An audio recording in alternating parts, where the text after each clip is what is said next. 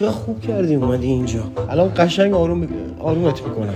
من از محمد سرتر بودم. معلومه محمد انتم نیست. بزن آروم شی. بزن. ببین چون تو رفیقشی میخوام بهم راستشو بگی یا به نظرتون مقصره دیگه؟ آره معلومه اون خیلی بی صفته. هر شب تو رو میپیچون به خیانت. اون اصلا موندم تو چرا با اون دایرکت دادی؟ تو اول باید به من پی ام میدادی. میدونی محمد به من چی گفت تو کمی برام. گاو خیلی حالم بده. بزن آروم شو. آی مرسی. تو باید با یکی باش قدرتو بدن. اون کفدار بود. درینکو بزن آروم شو. بزن. یکم زیاده روی نمی کنم به نظره؟ باورم نمیشه من چقدر خودم رو حیف کردم. بزن آروم شو. حداقل یه مزه میذاشتی.